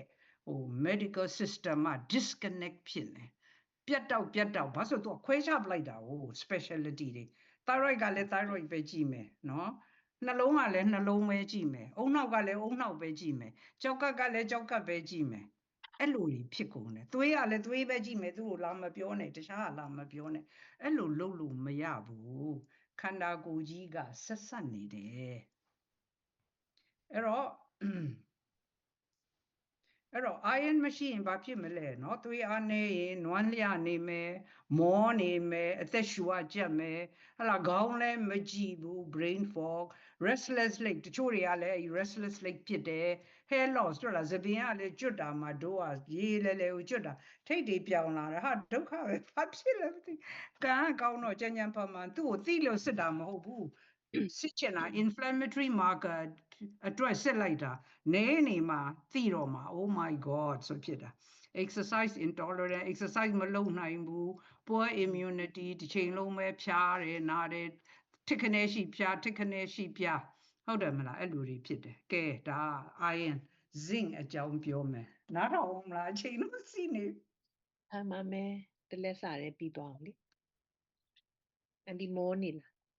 အဲ့တော့ zinc အမလေးယူရိုပြောရတာတို့ကတပတ်3ခါရှော့ရင်ကောင်းမလားမသိဘူးများဒါပေမဲ့ပြောစရာတွေကလည်းလေတွေ့လာတယ်နောက်ပေါ့နော်နောက်ကျူးစေးပြောဖို့လည်းတွေ့ထားတယ်အရင်ကောင်း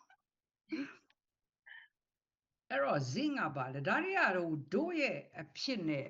ပြောပြတော့ပို့ပြီးတော့တို့ကသေချာသွားပြီအစဆို theory ပဲလေဟုတ်တယ်မလားစာတွေ့ပဲလေအခုကကိုတွေ့ zinc ကြတော့ဘာလုပ်လဲ तू ကလည်းအရေးကြီးတာပဲ zinc ကမရှိရင်မဖြစ်ဘူးတခါတည်း तू က over 300 enzyme အတွက် तू က function လုပ်နေတာခန္ဓာကိုယ်စီဝဖြစ်စဉ်မှာ तू ကြီးမရှိရင်အဲ့ဒီလိုပဲ magnesium လိုပဲ तू ကလည်းလိုတာပဲเนาะယူခန္ဓာကိုယ်ခုခံအား immune function wound healing ဟလာအနာမြန်ကျက်ဖို့ဟလာတချို့တွေက loss of taste and smell ရတယ်เนาะအစာစားရင်ရတာမရှိဘူးအနံ့မရဘူးအဲ့ဒါ zinc deficiency ဟုတ်တယ်မလား thyroid hormone conversion မှာလည်း T4 ကနေ T3 ပြောင်းဖို့ zinc မရှိရင်မဖြစ်နိုင်ဘူး iron မရှိရင်မဖြစ်နိုင်ဘူးဟုတ်တယ်မလားအဲ့တော့ဆရာဝန်တွေက TSH နဲ့ T4 ပဲစစ်တော့သေပြီသိတယ်မလား free T3 ကိုမစစ်ဘူးမစစ်တော့ conversion ပြဿနာလွတ်ထွက်နေတယ်မသိဘူးအဲ့တော့လူနာတွေကိုသွေးဖောက်စစ်ရင် okay တယ်သို့တော့လူနာကြီးကမ okay ဘူးအဲ့လိုဖြစ်နေအဲ့တော့ဒီ zinc နဲ့ရင် frequent infection မကြာခဏဖျားမယ်ဟုတ်လား iron လိုပဲလေ poor wound healing အနာတွေဘာတွေကောင်းကောင်းမကျက်ဘူးဟလာ acne ဆိုတာပေါ့နော်ဘာဝချံ hair loss သူလည်း hair loss ရတယ် loss of taste ရတယ် copper အဲ့ဒါအရေးကြီးတယ် the forgotten mineral လူတွေကသူ့အကြောင်းကိုသိမပြောဘူးသူကလည်းအရေးကြီးတယ်လူတွေက copper ကိုကြောက်တယ်သိရမလားအဲ့တော့ဒါပေမဲ့ copper ကလည်းသူ့နေရာနဲ့သူအရေးကြီးတာပဲเนาะ iron metabolism collagen formation connective tissue ဟလာအုံနောက်နဲ့အာယုံကြော melanin စသည်ဖြင့်အဲ့တော့ without copper နဲ့နေရင်เนาะ iron ရှိပေမဲ့လို့ iron ကခန္ဓာကိုယ်ထဲမှာလုံလောက်ရှိပေမဲ့ခန္ဓာကိုယ်ကအသုံးမချနိုင်ဘူးဟလာiron deficiency လက္ခဏာတွေရှိလို့သွား check လုပ်တယ်ဟာ iron က normal ပဲ ferritin ကလည်း normal ပဲသို့တော့ပြဿနာတက်နေတယ် copper deficiency နော် iron ကလုံလောက်ရှိပေမဲ့ copper နဲ့နေရင် iron ကိုခန္ဓာကိုယ်ကအသုံးမချနိုင်ဘူးဟုတ်ပြီလားအဲ့တော့ copper နဲ့နေရင်ဘာဖြစ်မလဲအဲ့လိုပေါ့နော်anemia သွေးအားနည်းမယ်ဘာကြောင့်လဲ iron ရှိနေပေမဲ့အလုံးမလုံးနိုင်ဘူးလေသွေးအားနည်းမယ်ဟလာ iron ပြဿနာမျိုးစုံတက်မယ် connective tissue weakness ဖြစ်မယ်ဟုတ်တယ်မလားစသည်ဖြင့် fatigue muscle aches အကုန်ဖြစ်မှာနော်အဲ့တော့ zinc နဲ့ copper ဟာနော်သူတို့စုပ်ယူတဲ့ channel ကအတူတူပဲဆိုတော့သူတို့ကိုမျှတအောင်နော်ဟိုတဘာဝအပြင်အစားအစာထဲမှာပါတာတော့အကြောင်းမဟုတ်ဘူး supplement အနေနဲ့တောက်မယ်ဆိုရင် ratio ကိုသိထားဖို့လိုတယ်ဟလာဘလောက် zinc တောက်ရင်ဘလောက် copper ထည့်တောက်ရမလဲဆိုတာသိဖို့လိုတယ်ဟုတ်ပြီလားအဲ့တော့ zinc များရင် copper ကျမှာပဲလေအဲ့တော့ဟိုအရင်တော့တို့လည်းလုတ်ခဲ့တယ်အခုတော့မလုတ်တော့ဘူးเนาะ zinc ကိုနေ့တိုင်း50 mg တောက်ရင် copper ကျလာနိုင်တယ်အဲ့တော့ zinc ကเนาะတို့ပြောသလို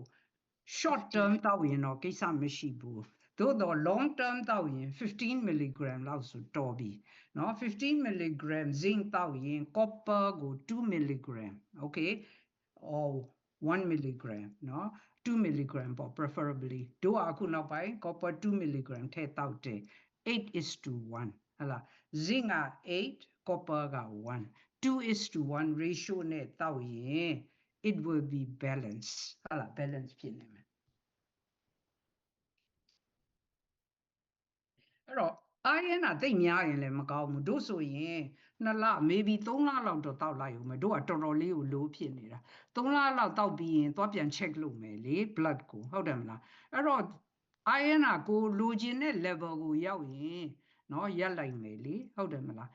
iron တိတ်များရင်လည်းမကောင်းဘူးเนาะ तू ကတန်ကြီးတက်တယ် तू ကနှစ်ဖက်ချွန်เนาะ iron နည်းနေရင်လည်းပြဿနာများရင်လည်းပြဿနာเนาะအဲ့တော့ iron မှာဘယ်ကနေရနိုင်လဲသဘာဝအဖြစ်ယူတို့မကြိုက်တဲ့အမဲသားအမဲသားမှအများဆုံးပါတယ်เนาะဒါပေမဲ့တို့ဗုဒ္ဓဘာသာမြန်မာလူမျိုးတွေကအမဲသားသိမ့်မစားเนาะဂျေဇုရှင်ဖြစ်တယ်နွားကဂျေဇုရှင်စသည်ဖြင့်ပေါ့เนาะအကြောင်းမျိုးဟာကင်ဆာဖြစ်တယ်လို့ကြားတယ်ညှိတယ်เนาะဘာကြီးလဲတချို့ကလည်းသွားမကောင်းဘူးမဝါနိုင်ဘူးတို့ကနောက်ပိုင်းအရန်စားတာ red meat liver ဟာ liver ကလည်းအသေးကမစားကြဘူးဟာ red meat နဲ့ liver is the best iron source เนาะနောက်ပိုင်းမှာ liver ကို you know တစ်ပတ်တစ်ခါလောက် red meat ကိုလည်း maybe တစ်ပတ်တစ်ခါနှစ်ခါလောက်တောက်စားလိုက်ရင်ယူသဘာဝအပြင်ဘာမှတောက်เสียမလိုဘူးเนาะအလိုရနေမယ်ပေါ့เนาะဒီတတုဓာတ်တွေzinc ကတော့လား beef မှာပါပြန်ပြီကြက်ဥ oyster ကတော့စားဖို့နည်းပါတယ်oyster ဟိုကလေးကြောက်ရသေးတယ်လေကပ္ပားကောင်လည်းကြောက်တယ် oyster မစားရအဲ့တော့ copper ကလည်းတွေ့လား liver ယူရိုလေကြက်အသေးတွေစားကြသိလားနိုင်ငံခြားမှာကြက်အသေးကအရန်ပေါ်တာ I don't know why စားမဲ့လူမရှိဘူးလေစားမဲ့လူမရှိတော့ liver အရန်ပေါ်တာတို့ဆိုရင် Wegman ကနေပြီးတော့ organic ဟို liver တွေပေါ့နော်ဝယ်ပြီးတော့ချက်စားတယ်ယူဘာမှထည့်စရာမလိုဘူးကြက်သွန်တွေပါတွေသွားထည့်မနေနဲ့တဲအိုးလေးထဲမှာ liver ထက်เนาะစီလေးနည်းနည်းထက်စားလေးနည်းနည်းထက်เนาะအဖုံးအုပ်ထားမီးဖြည်းဖြည်းလေးနဲ့ချက်မီးပြင်းပြင်းနဲ့မချက်နဲ့ရှယ်ပဲအရန်ကောင်းတာ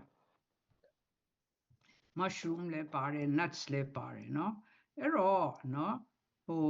iron overload can be harmful iron တွေကိုစွတ်တောက်လို့လည်းမရဘူးเนาะအမြဲ check လုပ်ရမယ် iron တောက်နေရင်လည်းကိုလိုချင်တဲ့ level ရောက်ရင်ရပ်လိုက်เนาะဟုတ်ပြီလားဘာကြောင့်လဲ iron ခန္ဓာကိုယ်တအားရောင်ကိုင်းစီတတ်တယ်များသွားရင်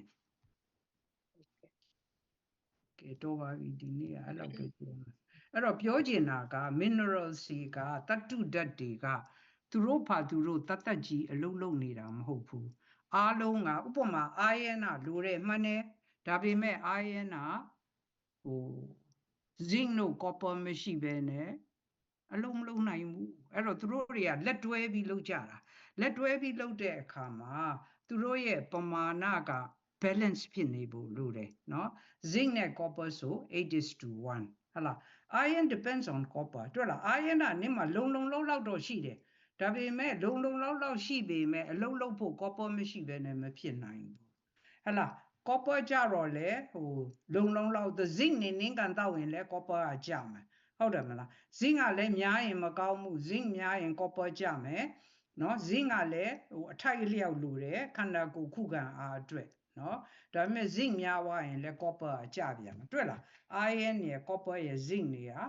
လက်တွဲပြီးအလုပ်လုပ်နေတယ်တဲ့အဲ့တော့ယူတို့သိထားရမှာကျန်းမာတဲ့ခန္ဓာကိုယ်ကိုရဖို့နော် health is not the result of one nutrient နော်ဟိုတစ်ခုတည်းကိုအားကိုးလို့မရဘူးနော် acting alone but many supportive conditions arising together အားလုံးလက်တွဲပြီးတော့တစ်ခုနဲ့တစ်ခုအထောက်အကူပြုပြီးတော့အလုပ်လုပ်ကြတာဖြစ်တယ်ဟုတ်တယ်မလားအဘိဓမ္မာလိုပဲ there is no single cause standing alone ဟုတ်တယ်မလားကံစိတ်ဥဒုအာဟာရ၄ခုလုံးကလက်တွဲပြီးလုပ်ရမယ်အဲ့တော့တို့တွေကသင်္ခတတရားလीယုတ်နဲ့နံကအကြောင်းတရားတွေကပေါင်းစုံပြီးတော့ပြုပြင်ဖန်တီးထားတာလေယုတ်နဲ့နံဟုတ်တယ်မလား we live in a world of conditions ဟုတ်တယ်မလားအဲ့ဒါတော့မပြောတော့ပါဘူး hair follicle တွေ့လား iron နဲ့ရင်တော့ယူစပင်ကျွတ်ပြီးသားမှတ်တော့ရတယ်ဟောငါကိုယ်တိုင်ဖြစ်နေပါလားပေါ့နော်ကဲတော့ပါပြီဒီနေ့အဲ့တော့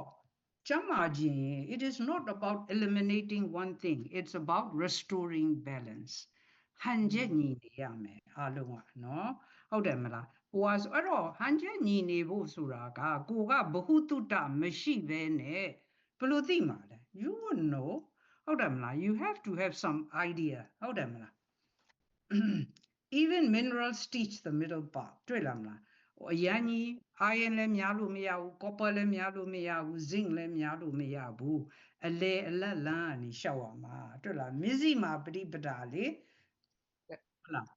zinc is the brake copper is the accelerator and may balance return ဟုတ်ပြီလား it is about restoring harmony နော်ခန္ဓာကိုယ်ကြီးကနော် harmony ဖြစ်နေရမယ် unbalance ဖြစ်လို့မရဘူးအဲ့တော့ balance ပြတ်သွားရင်ယောဂလက္ခဏာတွေပေါ်လာမယ်ယောဂလက္ခဏာဆိုပေါက်ကရနဲ့ရှောက်ကူလို့မရဘူးလေအကြောင်းတရားကိုဥတည်ပြီးကုတော်မှာရမှာပေါ့ဟုတ်ပလား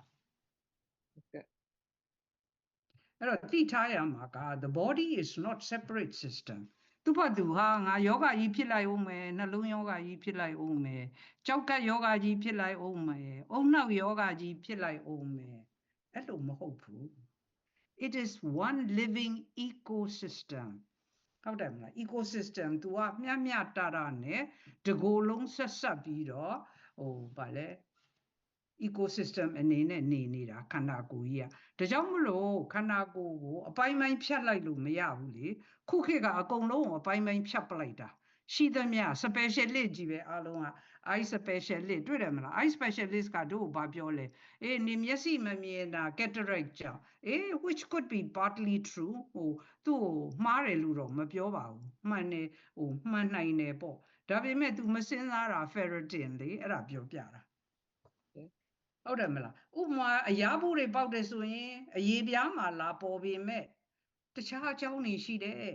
ဟလာ insulin တက်ရင်လည်း sugar ကြီးပဲမဟုတ်ဘူးတခြားအကြောင်းတွေရှိတယ် thyroid slow ဆိုရင်လည်း metabolism တခုတည်းမဟုတ်ဘူး everything talks to everything ခန္ဓာကိုယ်ကြီးကတကိုယ်လုံးက balance ဖြစ်ပြီးအလုံးလုံးနေတာတနေရာတွေကငါယောဂဖြစ်လိုက်ဦးမယ်အဲ့လိုကြီးမဟုတ်ဘူးလေအခုကနှလုံးဆိုနှလုံးပဲကုတယ်လေအဆုပ်ဆိုအဆုပ်ပဲကုတယ်လေအုံနောက်ဆိုအုံနောက်ပဲကုတယ်လေမဆက်ဆက်ဘူးမဆက်ဆက်တတ်မှုမရှိတော့ဘူးကြာတော့လေအကျင့်ပါပြီးအဲ့လိုကြီးဖြစ်သွားတယ်လေအဲ့ဒါပြောပြတာနော်အဲ့တော့တို့တွေကနော်ခန္ဓာကိုယ်ကြီးကဘလို့အလုပ်လုပ်တယ်လဲဒီ basic အခြေခံလေးတွေကိုသိရင်တော်ယုံတန်ယုံယောဂလောက်ကတော့နော်ကိုယ့်ဘက်ကိုကုလို့ရတယ်ပေါ့နော်အကြီးအကျယ်ဖြစ်ရင်တော့သွားရမှာပဲဆေးရုံမသွားနဲ့လို့ပြောနေတာလည်းမဟုတ်ဘူးဆေးရုံကလိုရင်သုံးရမယ်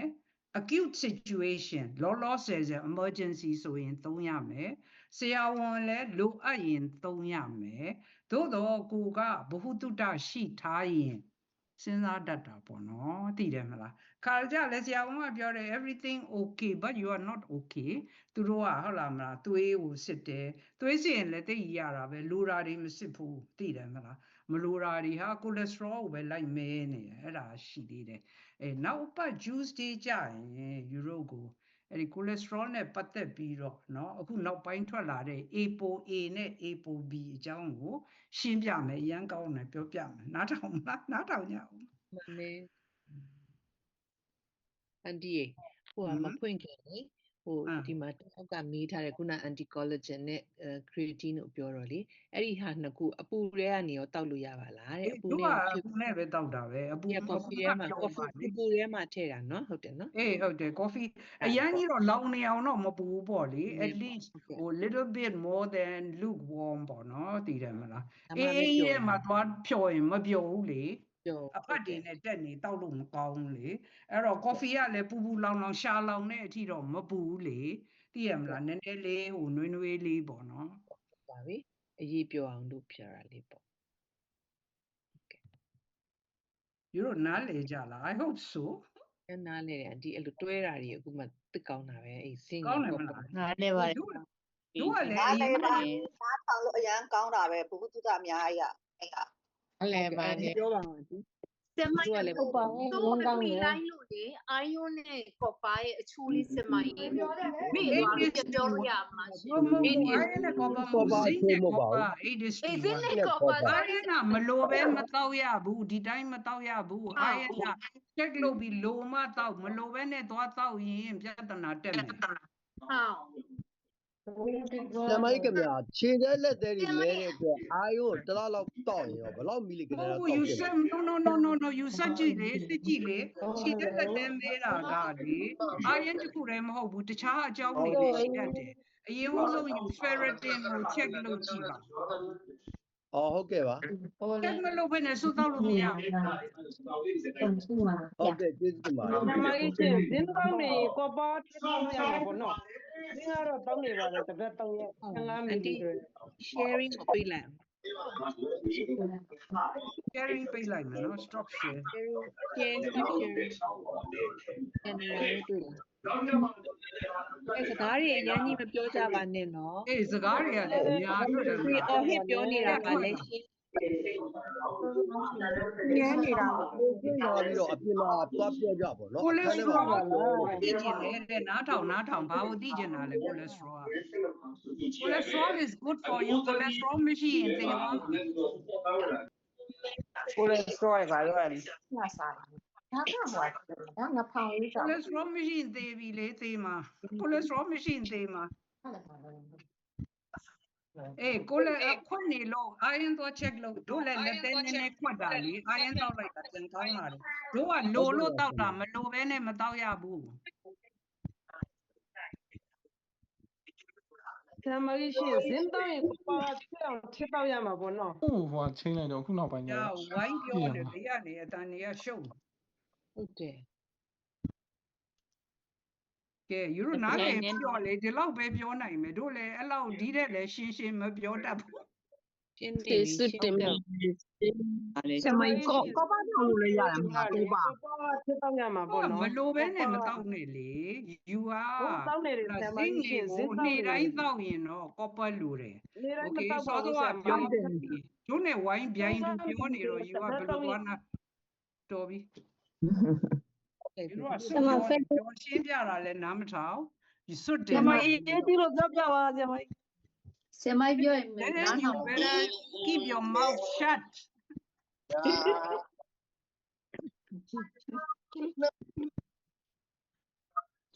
ဇင်းကို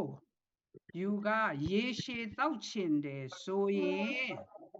နားထောင်နော်ထပ်မပြောဘူးနော်ထပ်မမေးနဲ့Zinc ကို15 milligram 15 milligram တောက်ရင် copper က2 milligram okay ဒါပဲခွဲတောက်ရမှာပေါ့နော်မခွဲတောက်ရင်ပိုကောင်းတယ်ဘာကြောင့်လဲဆိုတော့သူတို့ရဲ့ absorption လမ်းကတူနေလို့ဟုတ်ကဲ့ပါခွဲတောက်ပါမယ် ferrous sulfate မတောက်နဲ့ glycinate တောက် no ferrous glycinate ကပိုကောင်းတယ်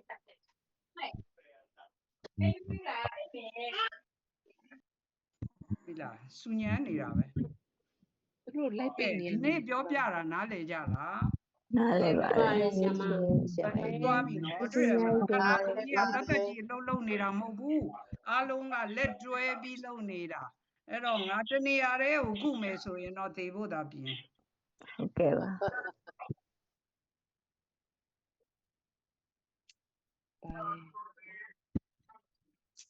ကဲတော်ပြီဒီနေ့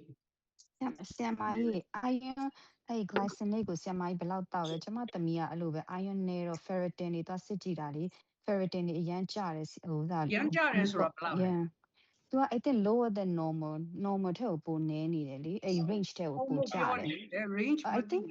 I'm sorry ဟို range က even 10ဆိုသူက9လောက်ဖြစ်တယ်လေအဲ့လိုမျိုးလေ10 to ဘယ်လောက်လဲ 9ဟုတ်ရဲ့လားကျမတို့36ရှိတာဒီလောက်ဖြစ်နေ yeah သူအဲ့ဒါဆိုဆရာမကြီးကအဲ့လိုအာယွန်းတောက်တာကိုလေအာယွန်း glycinate ကိုဘယ်လောက်တောက်လဲအဲ့လို ratio က 25 milligram ဟလား thank you yeah vitamin C နဲ့တွဲတောက်ရမယ်နော် and then မနေ့မိုးလေးနဲ့အိပ်ရလုံးချင်းတောက် yeah thank you yes ကဲတော့ပြီ thank you very much ကျေးဇူးတင်ပါတယ်ဘောပါ ကျေးဇူးတင်ပါ